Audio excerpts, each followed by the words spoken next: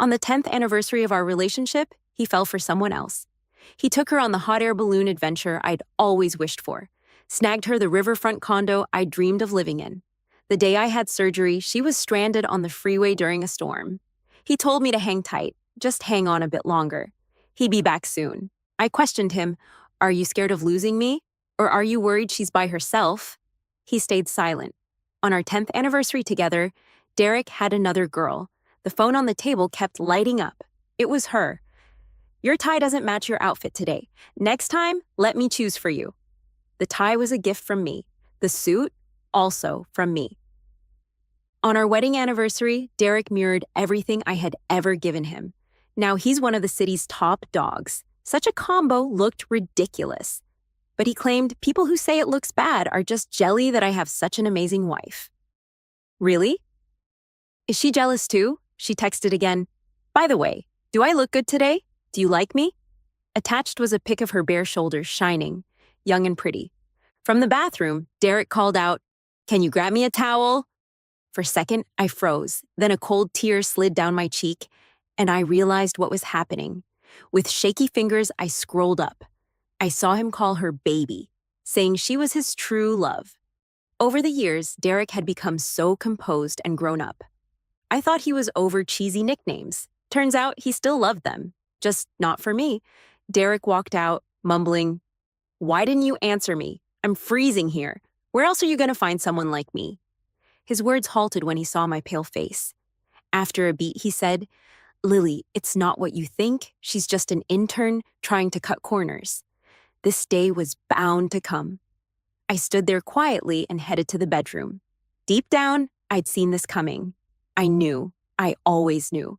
Years back, when he came home drunk, his assistant brought him back. He was mumbling, "Baby," and she casually helped him out of his shoes and loosened his tie. She addressed me as Miss Lily, her eyes sharp and hostile. I offered her a glass of water and politely asked her to leave. That night, I sat by the window, my mind in chaos, unable to sleep. I knew there wasn't anything between them, maybe just some flirting, but doubt grew like mold in the dark. When Derek woke up, he sensed my unease and buried his head in my neck. "Trust me, we've been together for so many years. I know what to do and what not to do." Did I trust him? I wanted to. But suspicion took over. I became obsessed, checking his schedule, his phone, grilling him over the tiniest things. One day he got fed up. "I've already fired her. What more do you want?" His eyes showed disappointment. I froze, staring at my reflection. Was that me? The woman in the mirror looked nothing like the strong version I thought I knew. Messy hair, a tense look. I covered my face and broke down. Derek pulled me into his arms, softly saying, "Please, just trust me." After that, he seemed to change.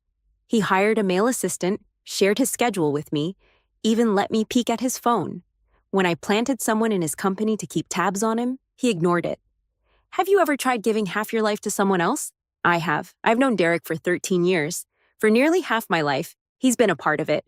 We spent 10 years together supporting each other. I agreed to give him another shot. But now, that shot was gone. We'd been married for 5 years. He once said he'd throw me a grand wedding once his career blew up, to show everyone I was his wife, his only one. I remember the sparkle in his eyes when he said it. We both looked forward to that day, but that day will never come, and I regret it. I stood outside the bedroom, begging me to open the door. "Lily, let's talk this out. Please, open the door. Lily, say something." Fearing I'd hurt myself, he called a locksmith. I opened the door casually, dragging a suitcase. Over the years, we'd had plenty of fights, but it was always him who left. This time, I chose to go. "Let's split before it gets uglier." He didn't respond. He just grabbed my suitcase, stubbornly trailing behind me like a kid. In this big house, there wasn't much worth taking. When he wouldn't let me have the suitcase, I started packing in plastic bags. Each time I grabbed something, he'd snatch it away. I was drained. "Why don't you bring her over? Let me see the woman who made you throw away our years together." Was I bitter? Maybe. Derek froze, pain flashing across his face. He probably couldn't get why I was so calm this time. Maybe it was because I'd had enough of the disappointment, or maybe I'd seen this day coming a long time ago. Don't do this. Don't torture me. Yell at me. Hit me. Just don't act like this. Was I the one torturing him? No, everyone has to own their choices. I smiled. Shouldn't she come to claim her prize? His eyes turned red. I love you. I don't know what happened. Maybe it's because she reminds me of you. She's stubborn, just like you used to be. I whispered, am I no longer myself?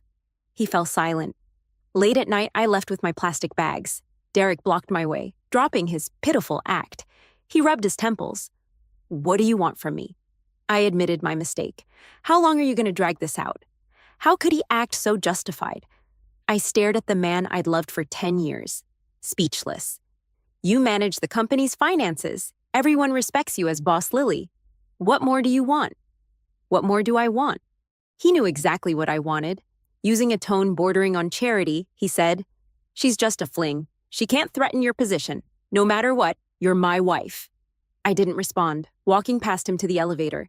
His voice turned cold. Lily, if you leave tonight, I'll bring her home right away. Even now, he resorted to threats. I smiled bitterly, my voice surprisingly calm. Do as you wish. He froze. As the elevator doors closed, I saw his face full of disappointment. He still thought I was being unreasonable. At the hotel, I got an Instagram DM. I'm Mia. It was her. After we followed each other, neither of us spoke. Her adding me was too coincidental. Did Derek tell her I had already found out about her? Look at that. Just as I left, he immediately went to find her. A relationship of over 10 years turned out to be this fragile. Mia's Instagram didn't have time limits for viewing posts. I casually scrolled through her profile. She clearly put effort into it. Every pic was flawless. And in every single one, Derek was there. He always told me he was traveling for work, too busy to breathe. But he somehow found time to take her to watch fireworks and go on hot air balloon rides. Without saying a word, she flaunted their happiness at me. In those photos, Derek smiled like he hadn't in years. He wasn't young anymore, yet he looked like a kid. Genuine, passionate, utterly in love with her. My chest felt tight and heavy. A dull, throbbing ache spread through me. I used to believe so firmly that no matter how the world turned upside down, he would always love me. Does he still love me now? I can't say for sure. If he does, how could he seek out someone else? If he doesn't, why go to such lengths to hide it from me? Maybe it's just nostalgia, or maybe he simply doesn't want the hassle of a breakup.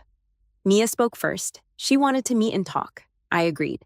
At the cafe, Mia eagerly recounted the story of how they met and fell in love. It was cliché, the typical tale of a young woman and a wealthy older man. Nothing special. With a sincere expression, she said, I really love him. Please let us be together. Her tone was self-righteous, as if I was the villain blocking their happiness. How could I explain to her that compared to the years I spent struggling alongside Derek, their so-called love story was laughably insignificant? If she had known Derek when he was young, she probably wouldn't even like him. It was I who taught him, step by step, to become the man he is today. Now he's gentle, successful, and cultured, irresistible to young women like her. Stirring my coffee, I asked, if you met 20-year-old Derek, broke and eating expired bread, sleeping in a dingy basement, would you still love him?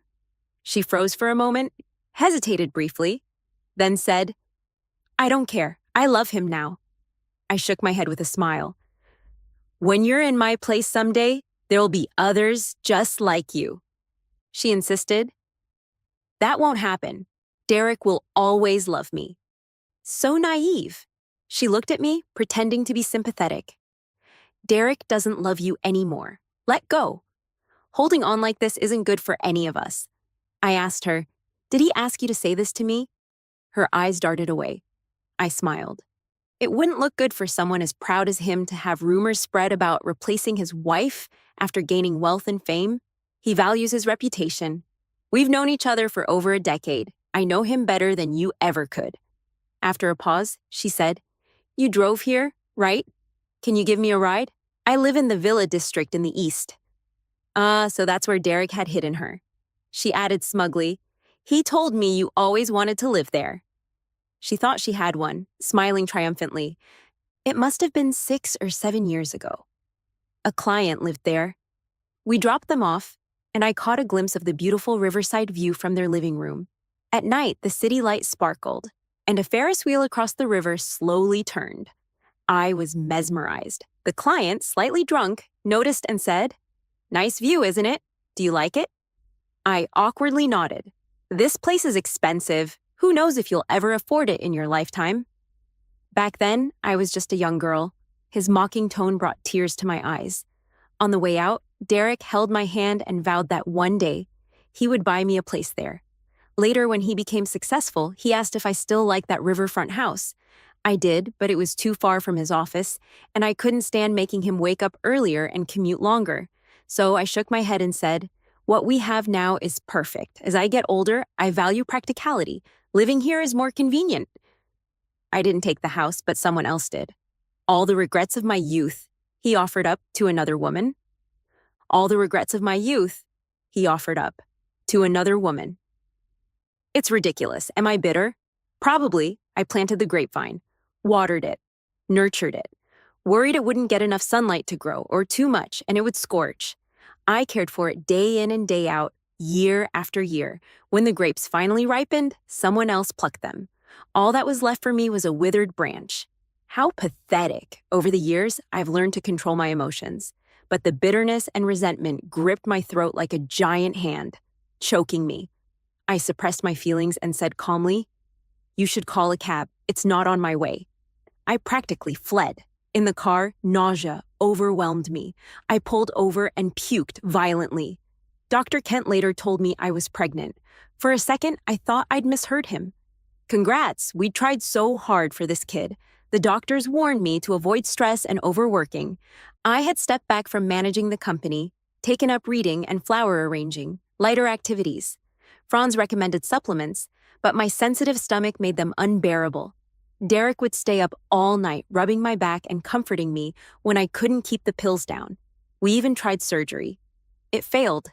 I remember sitting by the window, pale and dazed. Derek's eyes were red. I knew he was hurting just as much as I was. Still, he softly comforted me. "Lily, we don't need a kid. I just need you." Life can be so ironic, can't it? I gave up on having a child, and now here it was. Dr. Kent, a longtime family friend, was genuinely happy for us. "You should tell your husband the good news. You two have finally made it through." I held the test results, unable to smile. After much thought, I decided to tell Derek about the baby. We arranged to meet at a restaurant. The place hadn't changed in years. The shops next to it had come and gone. The streets around it transformed. But it stayed the same. I remembered when we first arrived in the city, broke and hungry. We'd share the cheapest meal, splitting it between us. Derek was so good to me back then, pushing all the meat in his bowl into mine. We were so in love back then, sharing bites, neither of us full. The soup was unlimited, and that's why we chose the spot. On one trip for refills, the cashier muttered, "Haven't you had enough already?" Derek's hands trembled as he held the bowl. His face turned bright red, but he stood in front of me, shielding me from those judgmental stares. Just as he struggled to explain, the owner noticed our predicament. He told us, "From now on, pay for one meal and eat for two here." Derek never forgot that kindness. Years later, after his company took off, he invested in the owner's business to help him expand. The only condition was that this particular restaurant stayed the same. On the surface, he claimed it was nostalgia, but I knew he was reminding himself never to forget the struggles of our past. But while the restaurant remained unchanged, people do. When I arrived, Derek had already ordered the food. The familiar aroma brought back memories. But things weren't the same anymore. We no longer shared even a single piece of meat. "You've lost weight, Lily," he said as he placed food on my plate. "Eat more." His tone was so gentle, as if the fights and betrayals had never happened.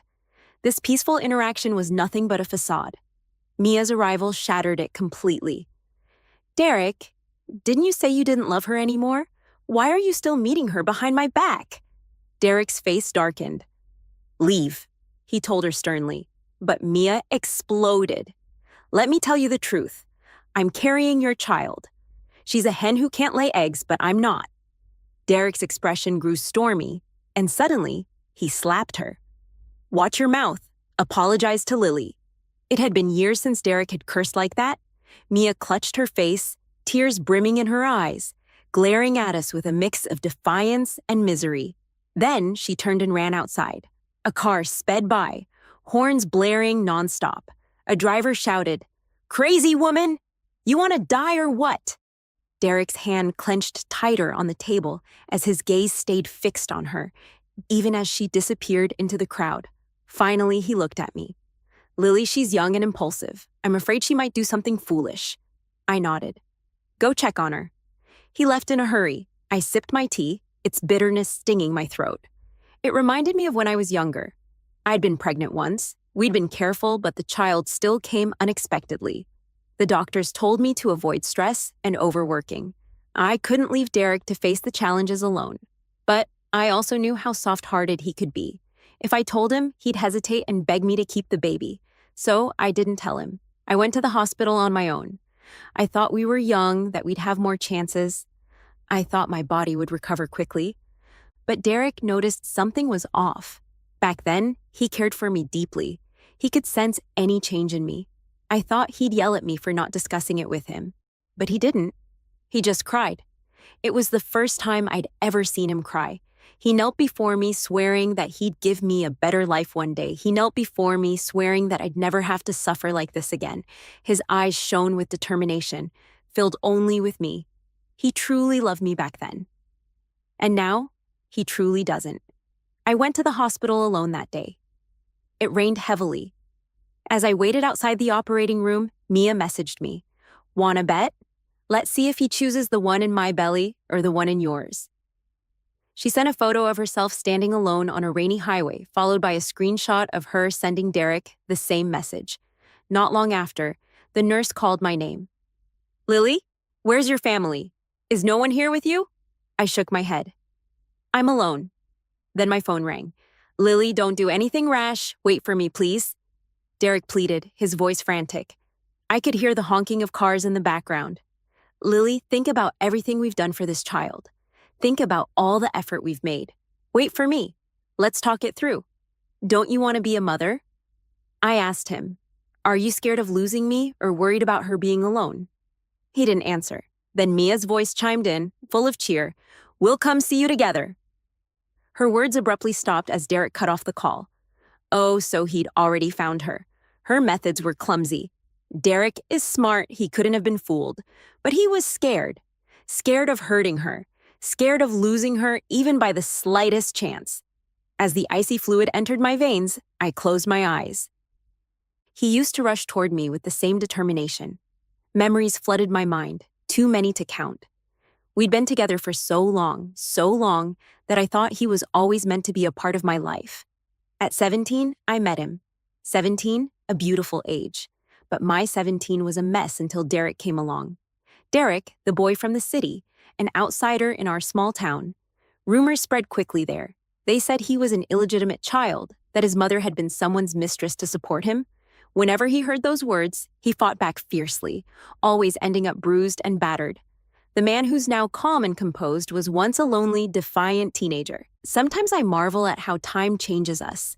I don't know why he noticed me, maybe because of the bruises on my arms or our similar situations. We became close friends. When my dad and stepmom planned to marry me off, it was Derek who saved me. He showed me there was a world beyond this small town. He stood in front of me, telling me I still had him. He held my hand and led me to escape, saving me from being treated as someone else's possession. He was one of the few bright spots in my dark past. But now, that light has dimmed.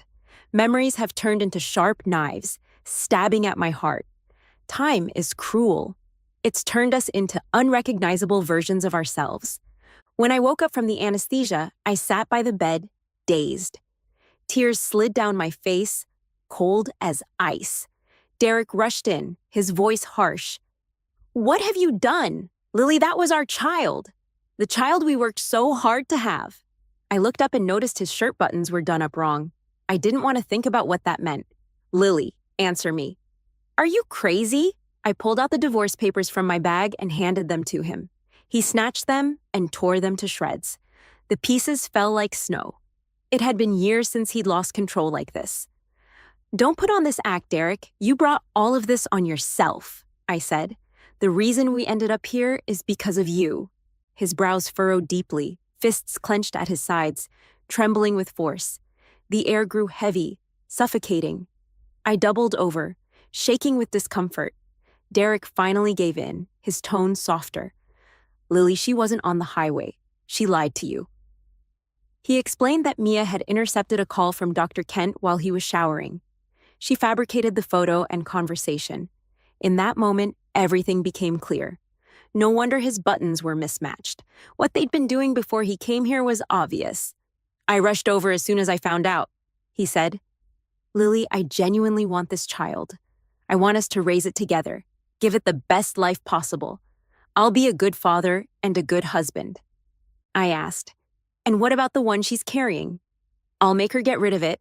No one will threaten our child's place. His tone was firm and resolute. He'd say anything to make me stay. I couldn't help but laugh. Laughing and laughing, I ended up in tears. The pain in my lower abdomen was sharp, like a knife twisting inside me. I felt like I really didn't know him anymore. The Derek I remembered was sincere and kind. He was never like this. Never like this. My laughter didn't stop. Derek couldn't keep his cool. In the end, he grabbed my shoulder hard. Stop laughing. Do you have to go this crazy? I wiped away the tears at the corner of my eyes. If you won't sign, then we'll see each other in court. Later, I started prepping for the divorce proceedings. Winning the case wasn't hard. I had plenty of evidence. Everything Mia had said and Derek's affair was all documented. But still, it wasn't as simple as it seemed. Derek had a lot of connections. At the first hearing, he didn't show up. He only called me and asked, Lily, does it have to be like this? I said, let's just think of it as a grand farewell to our past. He sighed, his voice tired. Lily, let's meet one last time. Derek took me back to the small town. Everything had changed so much. The school had been renovated. It was the season when the grass was green and the birds were singing and kids were playing soccer on the field. A ball flew toward us. Without hesitation, Derek instinctively blocked the ball with his body. It was just like it was many years ago, when classmates spat at me, when my dad hit me with a broom. He was always there, standing in front of me. He asked, "Did it hit you?" I shook my head, feeling a sense of sadness. We could endure hardship together, but we couldn't share happiness. We walked out together. Several times, he tried to hold my hand. I didn't let him. We followed the same path we took when we ran away. On the hillside, he twisted his ankle. I tried to pull him up but couldn't. I could only watch as he rolled down the slope. Derek?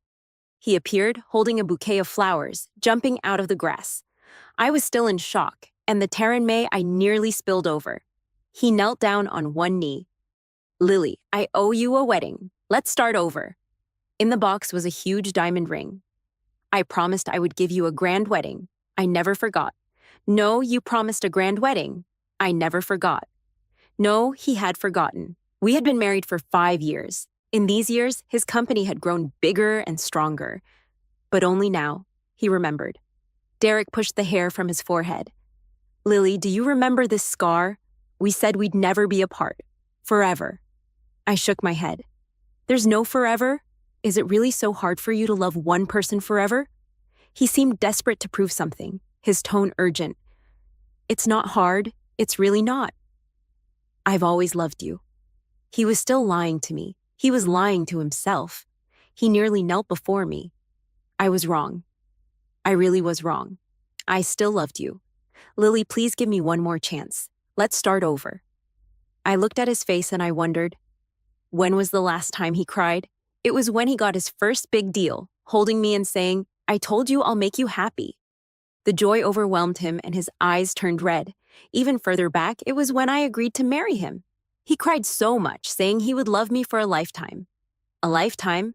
But we'd only been married for a few years, and now he didn't want to anymore. And then there was that time. Back when the company was just starting, I did everything. Secretary, finance, purchasing, cleaning. I worked myself to exhaustion. When I woke up, the doctor told me it was probably stomach cancer. The words hit me like a huge stone to the chest. All the vomiting and stomach pains had a reason. I felt like it wasn't real. I stood frozen, murmuring, "It's impossible. How could it be? You're still so young." He seemed to have lost his mind, dragging me out of the room. "We're not staying here. It must be a misdiagnosis. We'll go to another hospital, find the best doctor." But I understood better than he did. I knew what was coming. My mom died from stomach cancer. In the early stages, it's treatable. But at that time, we didn't have the money, so we had to let it go. As time passed, she was no longer recognizable. She said, "Don't let your dad see me. I don't look good." She had no idea. The one she worried about had long since hooked up with someone else. I was only 5 at the time, already seeing how fleeting affection could be. I was really scared. I was afraid that, in the end, I'd end up like that with Derek. "Get out. Just leave me alone. Go away." When we got to the big hospital, I hit him, kicked him, and told him to leave. He didn't say a word, just hugged me tightly. His tears soaked into my collar. So hot. I couldn't soften my heart. I couldn't let myself soften. The scar on his forehead was from that day when I hit him with the key. Even when it bled, he wouldn't leave. I had no choice. He said, "No matter what the result is, we'll face it together, okay?" I have money, Lily. I have money. What was the first thought that crossed my mind? I didn't want to drag him down. He was young and talented, his future bright. This was an opportunity he had waited for a long time. That money was so important to him. I wouldn't touch a penny of it. After that, I stopped talking to him. I just wanted him to leave. In truth, I was so scared. I couldn't sleep. I knew he wasn't sleeping either. He was curled up in the corner, there were too many people in the hospital, and the nurses felt sorry for him. So they brought him a blanket and let him sleep on the floor. A guy over 6 feet tall, curled up, he was just a small ball. How pitiful. Had he eaten? What was he thinking?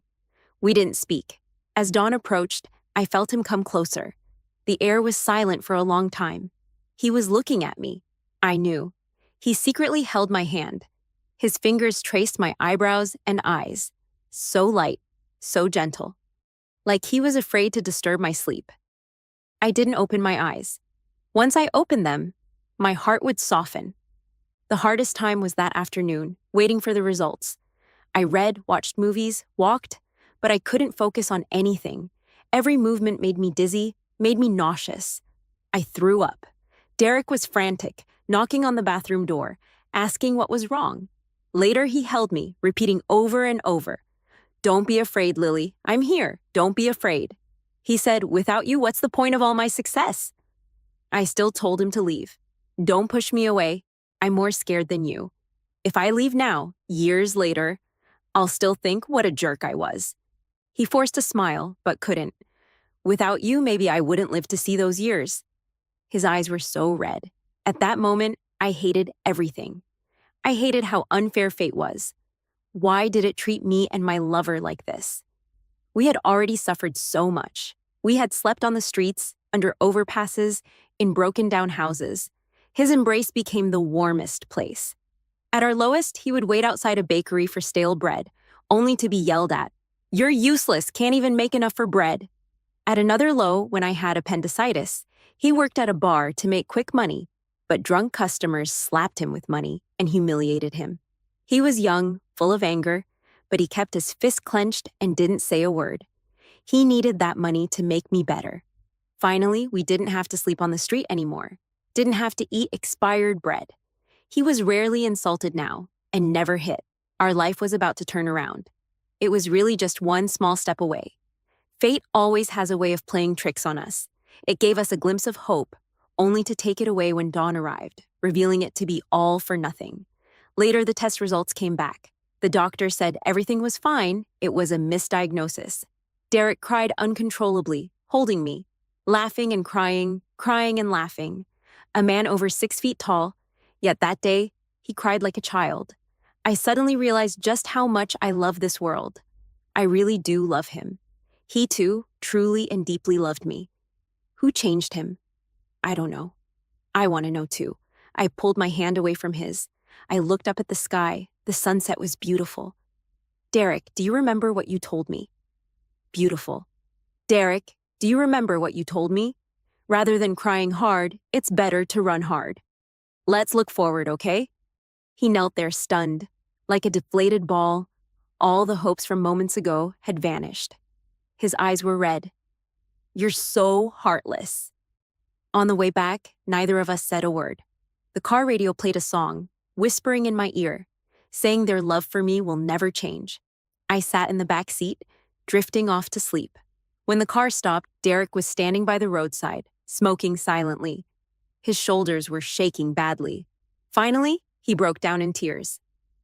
Later, I heard that after drinking, Derek had pushed Mia in a fit of anger. She lost the baby.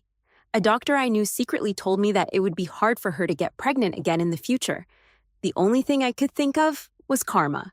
The divorce proceedings with Derek also came to a close. Thanks to my efforts, most of the assets went to me, including the villa in the eastern part of the city.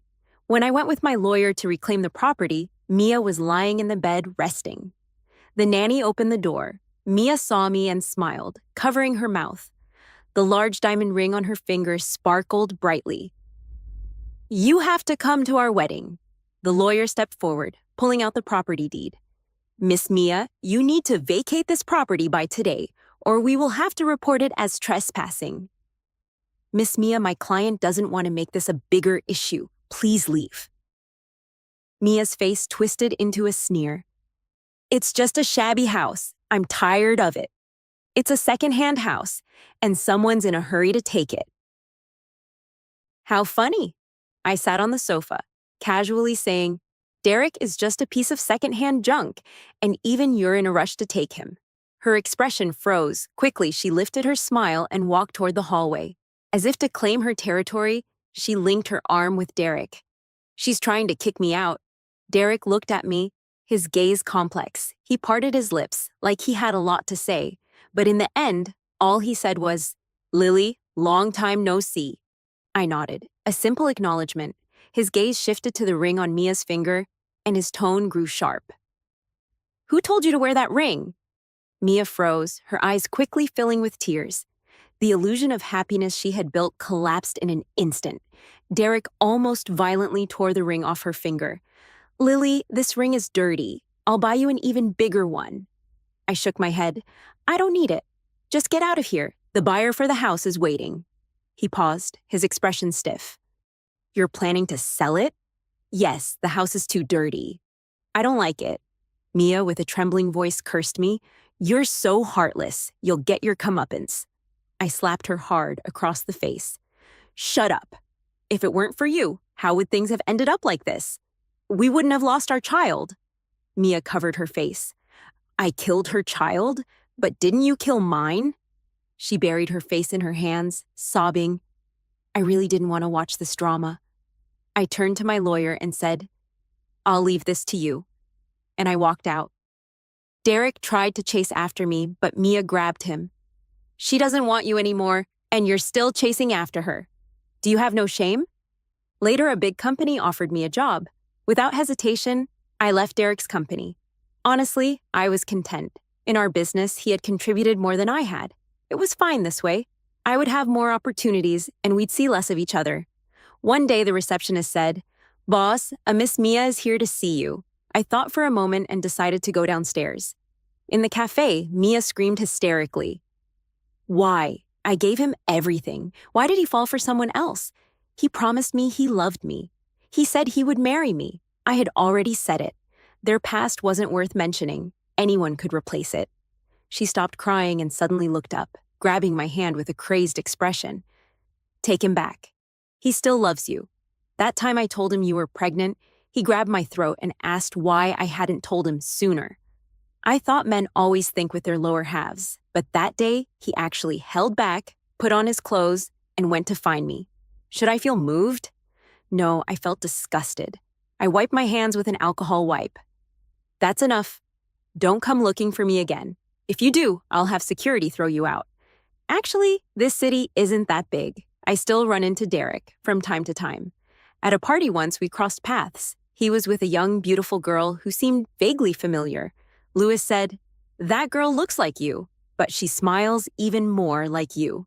Lewis is the chairman's son and my temporary subordinate. He's been working with me lately. He's quite humorous. When Derek saw me, he pulled his hand away from his companion and rushed over. She's just my companion. Some occasions require a woman. That's none of my business. He didn't need to explain to me. If one day you want to come back, I'll welcome you anytime. I smiled and said nothing. That night, I had a dream. I dreamt of 17-year-old Derek, saying, "Hello, I'm Derek." Then I woke up, the tears dried. Outside the window, the sky was just beginning to lighten. I will keep moving forward, flourishing all the way, every step a success. 10 miles of spring breeze, but no more of him.